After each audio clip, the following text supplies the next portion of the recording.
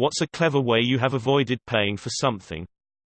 Got my home air conditioning fixed for $4 at 3 a.m. on a Sunday. I got a call from the realtor at 7 p.m. on a Sunday that the house I was selling the next day at 8 a.m. had a broken air conditioner. I couldn't allow the sale of my house to fall through. I went to the house and tried to fix it, failed, and ended up calling a host of AC companies to see if I could get someone out there on short notice. No one would touch it without a service contract. Standard rate was 3 years at about $120 a month. In desperation, I called one of them back and asked what the cancellation policy was. There was a $3,000 cancellation fee, but if you sold your house and provided proof, the fee was waived. I signed up on the spot for their deluxe package with 24/7 1-hour on-call repair services. A repairman showed up 45 minutes later and fixed my AC, closed on the sale of the house the next day, and immediately sent via certified mail copies of documentation showing the house had been sold and was out of my name, along with a check for the pro-rated amount of my bill, around $4.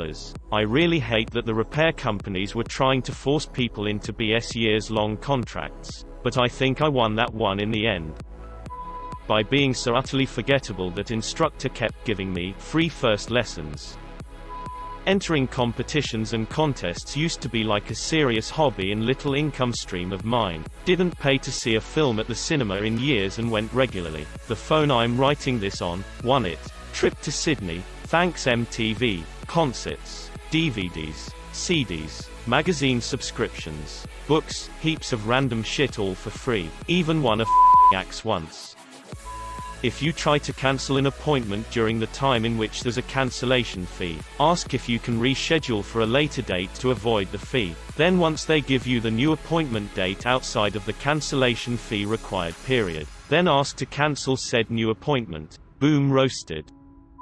When I was a kid and had bigger balls and more time, I would buy a ticket for a movie starting at 11 a.m. and then basically spend the whole day inside the theater watching movie after movie till midnight. A movie would end, I'd go to the bathroom, stay there till the next showtime, and then just walk into the next showing. This works better during the weekdays, less theater workers to catch you. For non-rated R movies, less of a chance there'll be a doorman right at the door of the theater, and in sad theaters that don't get a ton of business and are staffed by teenagers who just don't give a While working at Sunglass Hut, it was fairly common for people to walk in, take their $20 pair of sunglasses off their head and try on a pair of $200 Ray-Bans, put the shitty ones where the Ray-Bans were on the shelf, and walk right out, with 500 pairs of glasses in the store that all look alike. Unless I watched it happen, it would usually go undiscovered for hours. The real crime is charging $200 for sunglasses. I saw something where just about every sunglass and eyeglass brand has been bought out by a single mega company. Oakley tried to resist. Their glasses were removed from all the retailers affiliated with the company. Oakley went belly up and got bought out for pennies on the dollar by said company anyway. When my son was about to be born, we had to stay a while at the hospital, and the parking time bill racked up really quickly. Been there for 4 to 5 days, so that was about $15 minus $20 per day. But you only had to pay a $20 fine to get out if you lost your ticket. Let's say I played the "I lost my parking ticket, I'm so sorry" game, using a different email to get more free subscriptions. In college, a student engineering society was having a meeting in Hawaii for student leadership. The professional conference it was linked with was there. My school didn't have a chapter, so I made one. Got some of my friends to sign up for it to legitimize it, and made myself president. They paid for me to go to Hawaii for a week, all expenses paid. I had to bluff my way through one meeting with other student leaders from the other university chapters, but after that I could do whatever I wanted. Food, transportation and my stay in a very nice resort were all paid for. I separate large Amazon orders into individual no-rush orders. Then I order something with 2-day shipping. 90% of the time, Amazon will throw everything into one box. So you get everything in the usual time, and you get the bonus $1 reward for every no-rush item. You can avoid paying for digital items from Amazon this way. So there's this thing called stealing. Tell me more. It's like borrowing, without the intention of returning. 8th grade school book fair with a buy one get one free sale. I had $20 and wanted 4 books. 2 books cost $11 each. The other 2 cost $8 each. With these sales they always make the 2 cheaper items free, so I would have ended up spending $22, which I knew I couldn't afford. So, I took the 2 $11 books up and paid for them, so one of them was free. Then, I pretended to discover the 2 $8 books I also wanted and paid for those. I ended up with enough left over to buy myself a cool eraser on top of it all. I hope that cool eraser can erase that dark smudge on your soul, young man.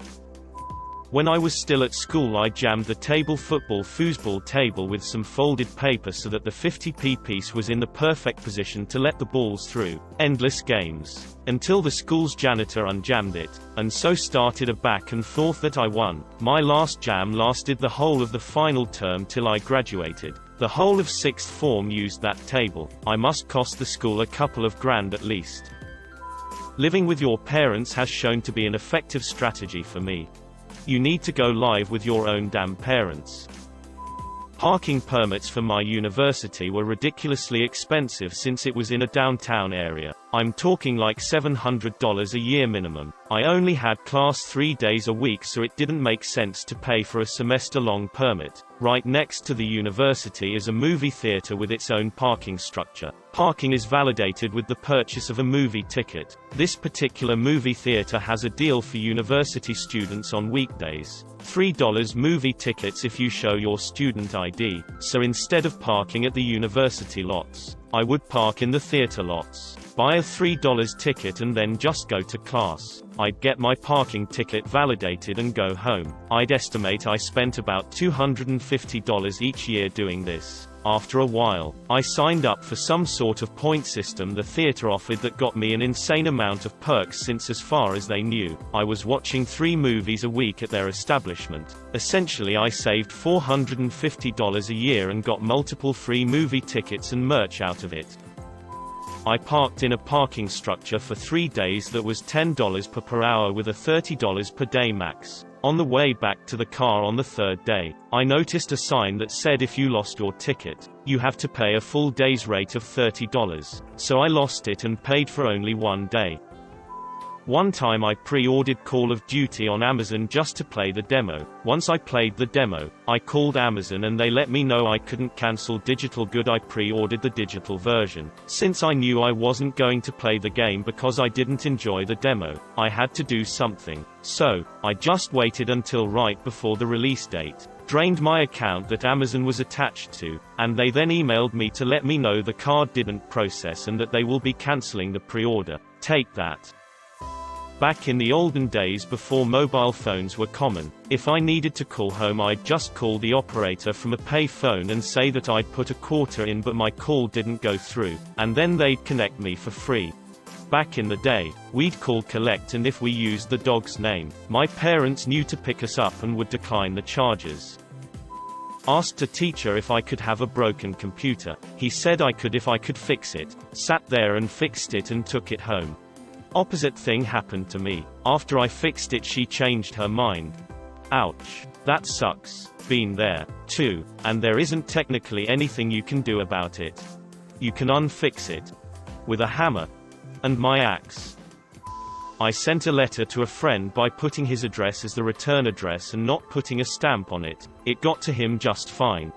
This only works if you are in the same postal pickup area as your friend. If you live in, say, Chicago and put a return address for Albany, it won't make it past Chicago sorting and will go into the undeliverable mail. I fly to Atlanta from SFO often. I would fly in the morning and always buy the cheaper of 2 tickets, which has a layover in Denver. The other flight is a direct route that costs on average about $100 more. When I get to the airport they always overbook the Denver flight 100% of the time and ask for volunteers to change their flight for a voucher. I volunteer, get the voucher, and they put me on the direct flight to Atlanta. I've done it a dozen times. I book through my company and save them money, and I get to keep the voucher for myself. It's win-win. I once needed to fly from Philly to Chicago. Couldn't find a direct flight that worked within our company budget. I found a flight that went from Philly to Denver with a stop at Midway or something like that. I don't know if you are supposed to do this, but I booked that flight, got off in Chicago for the layover and just left. At university, Paying for parking for every class was such bullshit. I noticed that the person who checks tickets never really came around, and if they did, it was at a certain predictable time. Also, if you were to get a ticket, no points were taken. Just a small fine. Actually, a really small fine. They only charged something like $8. So it made mathematical sense to never pay for parking and to always pay the ticket if you got one. It was way cheaper than paying through the university tolls. I did something similar. Parking pass was $550 for the year, and they issued you a little yellow sticker with the school logo and a number. I quickly realized that they rarely patrolled certain lots, so I just parked in those lots and put a piece of yellow tape in one of my windows. I only received 2 tickets at $30 apiece in the 4 years I attended, and I got out of one of those tickets because they wrote my plate number down wrong.